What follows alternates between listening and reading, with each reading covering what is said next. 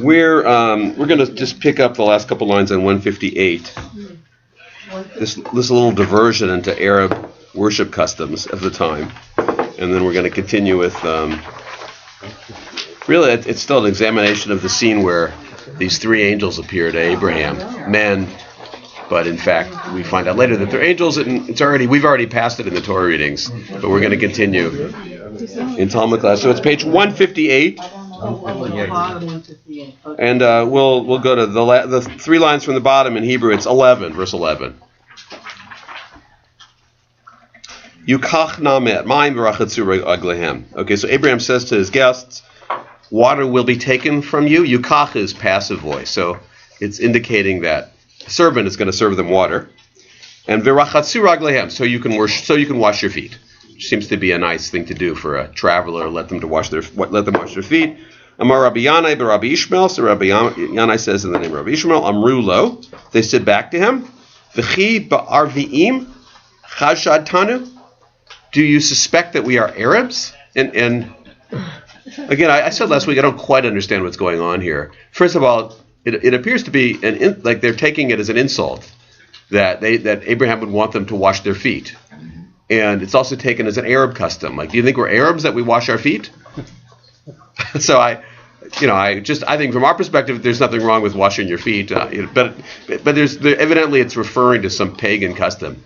Shehem mishtachavim la'avak raglehem, that Arabs worship the dust of their feet.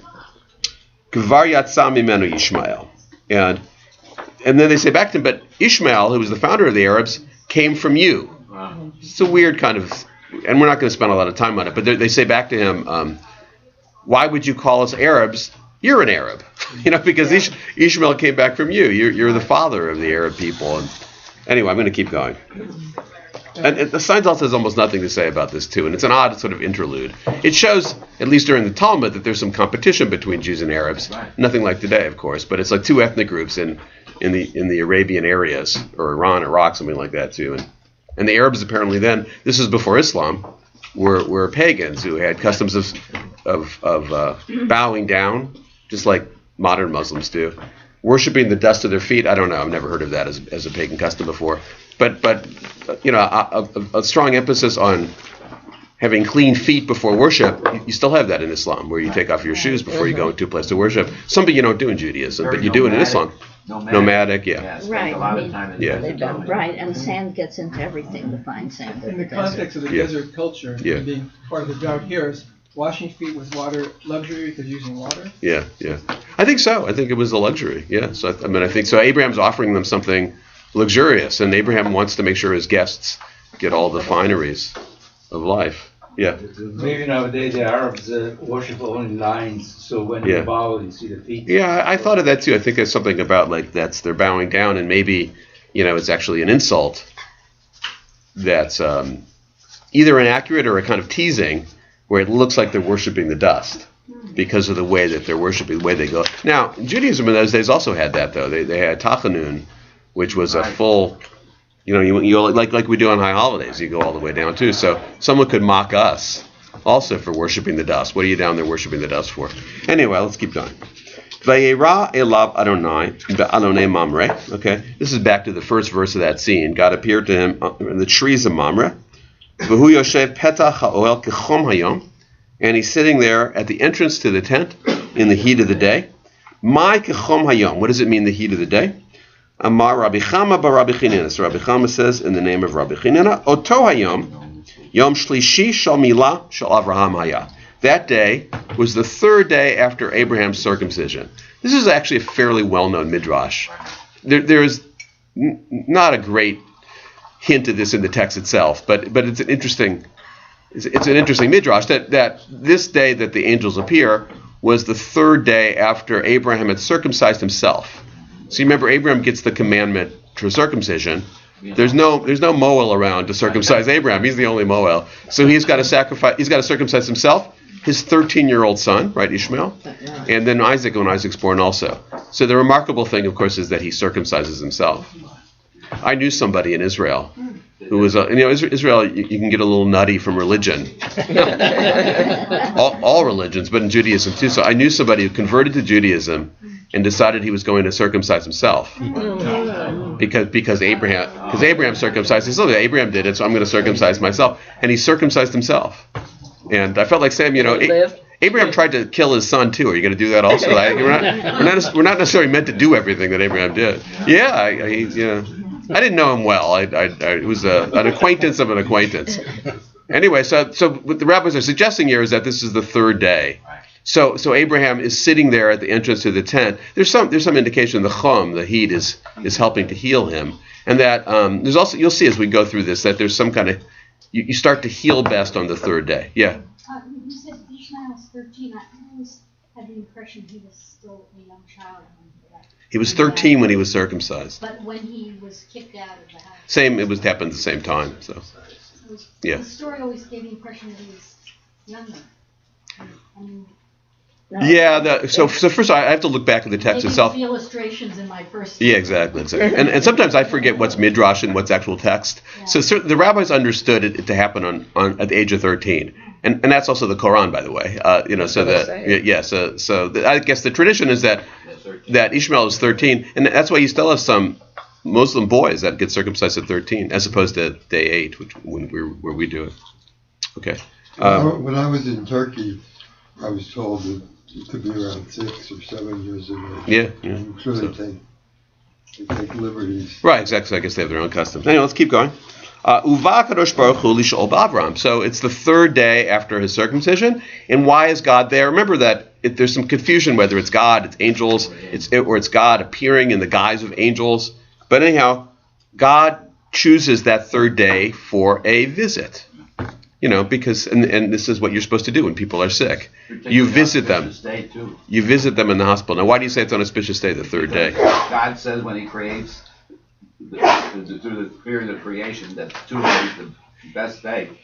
Oh yeah. It says it twice. Kitov, right? Yeah. Right, the third day. Right, Tuesday. Okay. Anyhow, so God goes to pay him a visit, which is visiting the sick. Obviously, a very important mitzvah. It's one of these things where we're supposed to emulate God. Hotzia Kadosh Baruch Hu chama min artika. So this is an interesting take on God took the sun out of its sheath.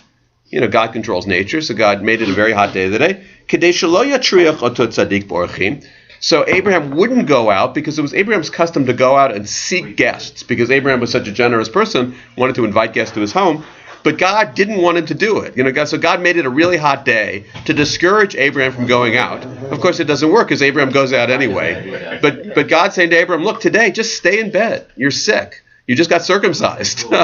So Abraham, of course, is too stubborn, like a lot of us, to listen to even if the doctor's God, Abraham's too stubborn to listen. So God makes it hot to discourage, and it still doesn't work. And then Shidara le'Eliezer le'mefach levara.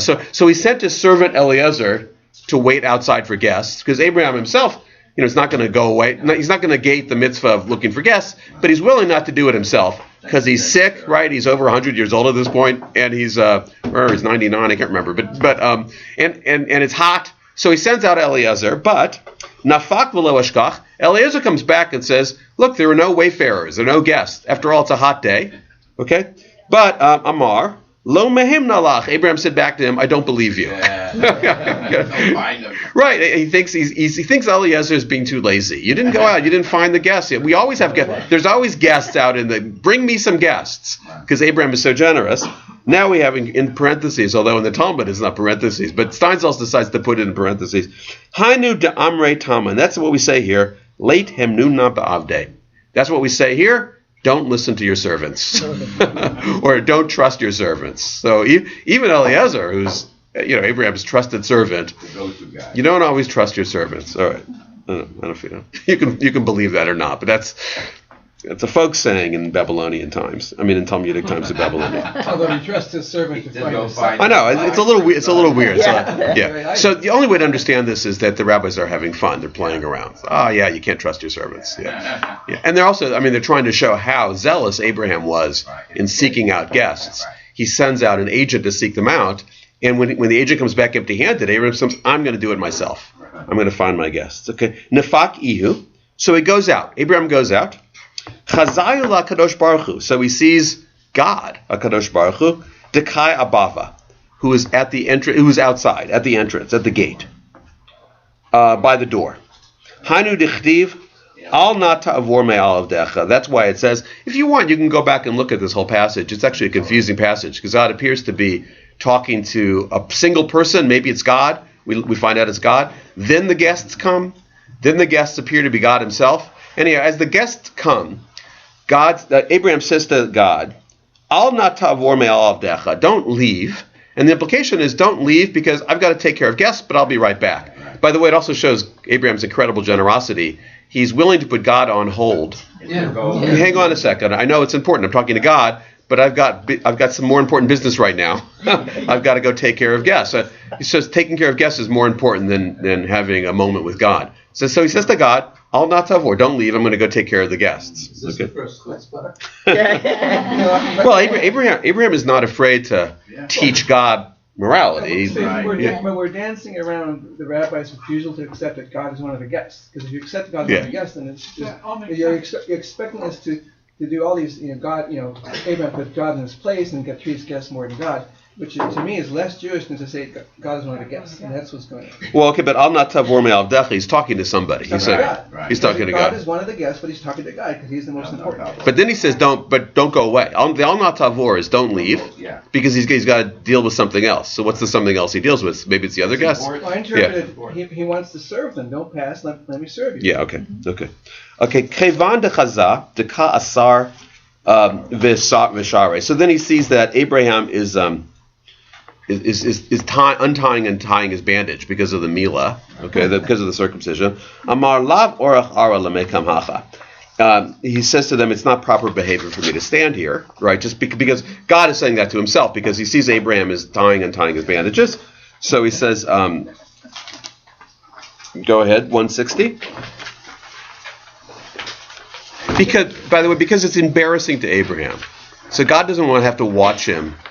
Because it's do a bodily need. There's something that's an insult to Abraham's dignity to have somebody, even God, watching him bandage his private parts. So then we have and this is the rabbis kind of putting into play the whole scene, trying to understand why Abraham says, hold on a second, but also why the guests appear. Right. So in this, the guests appear to distract Abraham. So Hainu dichtiv vaysaina vayar. That's why it says, and then Abraham lifted up his eyes and saw. V'hinei shlosha anashim nitzavim alav. So he sees there are three people coming. Vayar, he saw them. Vayaratz likratam, and he ran after them. So it's as if they were going to go away, but Abraham runs after them to bring them in.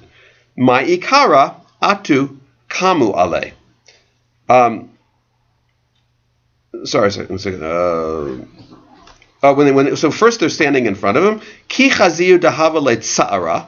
When they said that he's in pain because of the surgery, right? They amru lav orach ara lemekam hacha. They said it's not proper for us just to stand here also. So the reason they're running away and the reason God may be leaving is because they don't want to watch Abraham in this undignified bandaging himself in his private parts. So Abraham has to say, no, it's more important that I serve you. So Abraham has to run after them. And Abraham also has to kind of chase after God to say, no, my dignity is less important than the fact that I'm going to take you in as guests. Okay? That's the whole point there. Okay, so all of this, I mean, it's an interesting little story anyway, but all of the point is to show how important bringing in guests is to Abraham, and therefore, of course, to Judaism, to the Jewish people.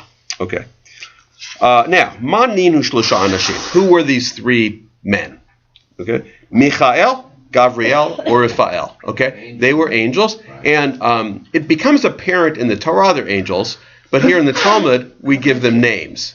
And these are three famous angels, the guardian angels. And there's all sorts of stories about these people. Michael. By the way, let's understand their names, because then the rest of the passage will make more sense. Michael is who is like God. I mean, like Michamocha, Michael. Gabriel is God's strength. Gever, Gvir, strength or courage. Raphael is God's healer. So the God who heals on God's behalf. Michael, Sheba levaser et Sarah. So Michael came to give the news to Sarah. That Sarah's going to have a baby. That was because every angel has a particular duty, a particular message. That they in Talmudic legends about angels, they are unifocused. They have one thing to do, and that's what they have to do.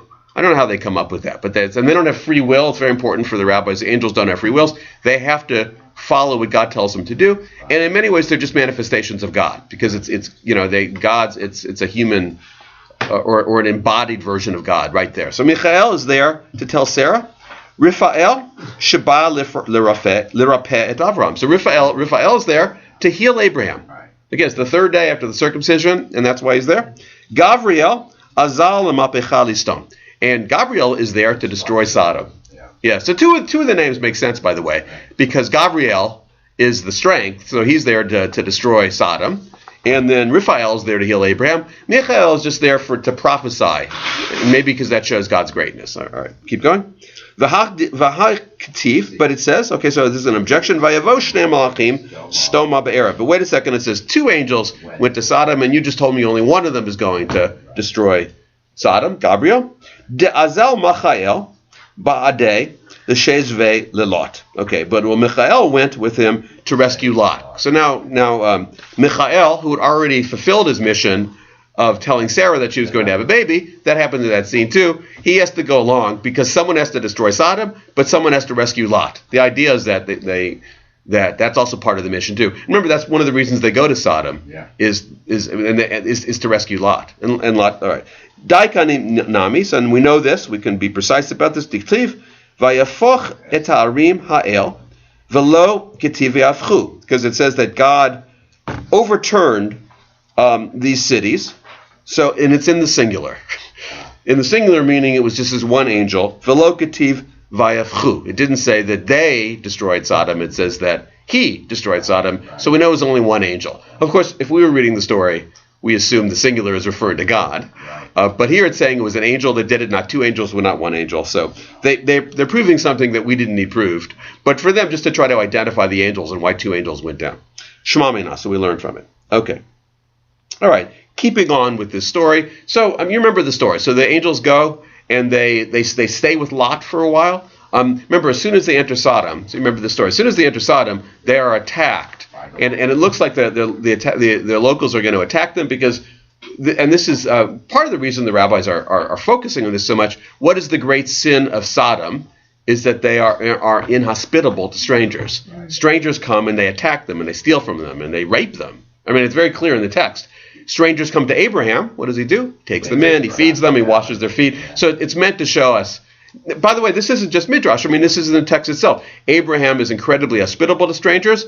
Sodom is incredibly inhospitable. The difference between right and wrong in the story is that it's hospitality to strangers. How do you understand what's a wicked society? How do you understand what's a good society? The way they treat strangers. All that's in this text. All the rabbis do in the Midrash is amplify these themes. Okay, so and remember that Lot actually chose to live in Sodom. That's right. There is this moment where Lot and Abraham have a feud. Their servants have a feud.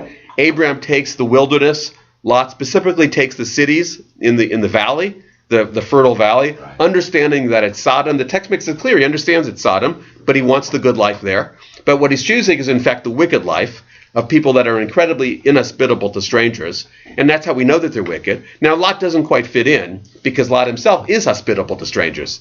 So he takes these angels in. And that's how we know that Lot hasn't become a terribly wicked person at this point, and he's worthy of being saved.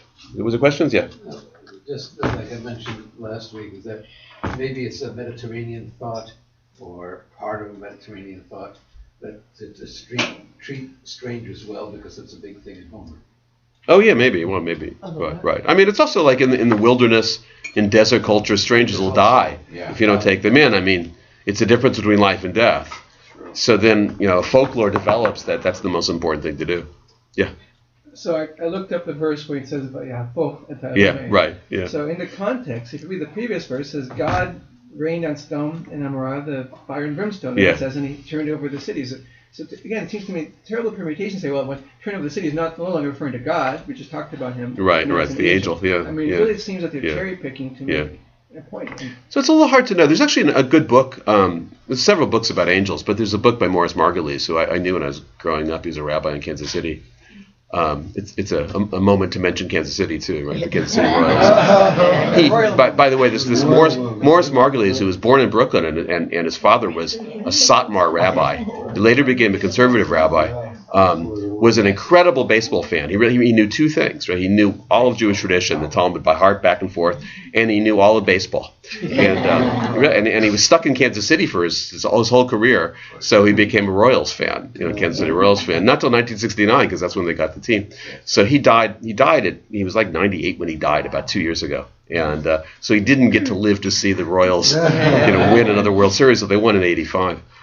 Anyway, so he wrote, I think, the definitive book about angels in the Jewish tradition, and spends a lot of time trying to understand, did the rabbis think of angels as being really like limbs of God? Like there's not really a difference or a separation. He argued that, in fact. I actually don't agree with him on that. He felt the angels didn't have independent thoughts and personalities, and it was best to think of them as like fingers of God. And that's kind of following what you're saying, too. The whole thing is God. It's God doing himself, and the angels are there sort of as fingers and limbs. Whereas it seems to me that you don't give something a name and invent characters and roles for them unless you're thinking of them as being independent beings. Right. So you can go back and forth and just try it. But I recommend the book. I forgot. It's got the word angels in it.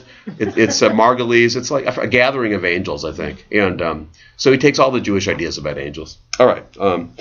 So Maishna legabe Avraham nichtiv. So really what they're saying is what was the difference between Abraham and Lot? Okay, a lot of differences. But so now we're going to focus on one thing. Ichtiv. Cain to asa asher dibarta. Because with Abraham it says, the angels right away say, all right, we'll come in and we'll eat whatever you say. Umay shna legabe Lot, but with Lot, page 161, dichtiv vayftsar ba me'od. Lot actually had to talk them into coming and coming into their house. He had to force them or push them or really use lots of arguments to convince them. So the difference between Abraham and Lot, they're both hospitable, but angels were eager to spend time with Abraham, but they had to be talked into it with Lot. Now that's wrenching it way out of context, because in fact the angels had gone there to protect Lot, but they're just looking at the text and they're saying Abraham was a more godly person. Abraham was a more godly person in the sense that he attracted angels. Whereas with Lot had to work hard to bring the angels in. His true nature was more hospitable. Yeah. So maybe it was a test, because if they're going to save Lot, he has to prove it. Yes, right, yeah, okay. Amar Rabbi Elazar, again, just looking at these, they're interesting. They just come up with different little gems that you can learn from it. Mikan shemisarvim lekatan ve'ein misarvim legadol. So when somebody invites you over, and it's a poor person, you're allowed to refuse at first. Why? Because maybe they can't afford it, and it's not it's not something that you don't want to impose yourself. Ein misarvim legadol. But somebody who is big in stature, great in stature, you don't refuse him under any circumstances, whether or not you think it's a pain in the neck for him to have guests, because it would be an insult to him. So that's, if you're thinking about which invitations to accept, which to gracefully decline, you're allowed to gracefully decline someone who you know it's going to be a pain. There's lots of discussion about this in the Talmud too. What happens is a very poor person invites you over and you know they can't afford it. And so they go back and forth. But here it says you're allowed to refuse. But for a person that's high in stature or wealthy, where you know they can afford it, you're not allowed to refuse. So you have to give them the mitzvah of bringing you guests. Another dimension to this. Lot chose the green area. He may have had a touch of greed in him. Okay? Yeah, for sure. More than a touch, yeah. Given that, that may describe a nature that they understood already with respect to him versus Abraham, who was giving, he says, I'll take any way you give me, I'll go the other way. Actually, so you see that, here we're going, Ketiv, and it's also written, Ve'etcha pat lechem. What Lot says is, come in, I'll give you a little bread. Whereas, Uketiv ela bakar ratz Abraham. But Abraham, it says, I will run and get you some meat. and I'll do it myself too. And Abraham prepares half the meal, and his wife prepares half the meal, and the servant is serving. Okay. Amar Rabbi Elazar. Mikan shetzadikim omrim ma'at vosim harbe. Oh, maybe I got this wrong. Oh yeah, sorry. We were done with Abraham and Lot. I got it all wrong. Forgive me. It's Abraham says, "I'll come and I'll give you a little bit of bread." Right. And then he goes and he gets, the bakar, the beef, and and he serves them all this stuff. Right. So the lesson is Amar Rabbi Elazar Mikan tzadikim omrim ma'at. A righteous person will say little, vosim harbe, and do a lot. So that's what we learn from that. So you will always give more than he promises. Rishaim, so wicked people, omrim harbe, they're all talk. Really, that's what they say a lot. The afilu ma'at in amosim, and they won't even do a little. All right, I won't make a political comment here, but I think we all understand who he's talking about here. Actually, it depends on you can fill in the blanks on your own. But Minalan. Okay, so how do we know that? So who's the wicked person that promises a lot that doesn't deliver at all? Ephron. Ephron the Hittite. He's a later someone who negotiates with Abraham later, and he actually buys the field of Machpelah, the cave of Machpelah.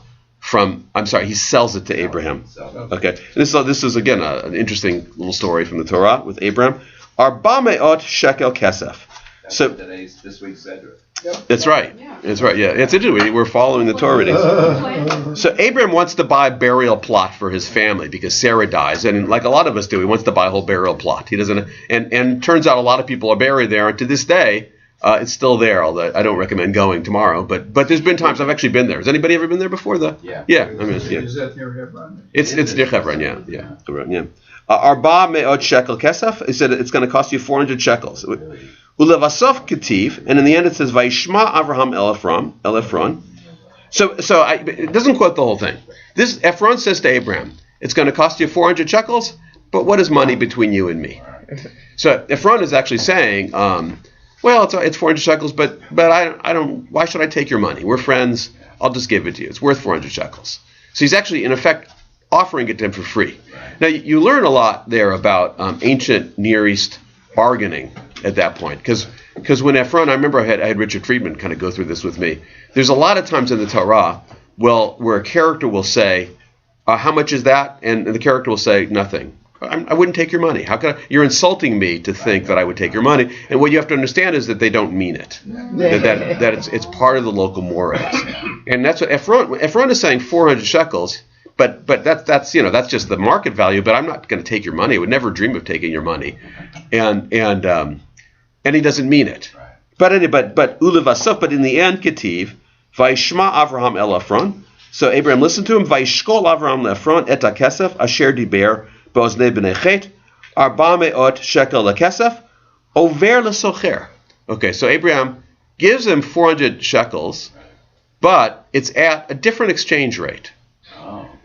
So, I mean, you can read, maybe what we'll do is we'll just read the stanzas to make it a, Abraham and Ephron, so you can see at the bottom of 161.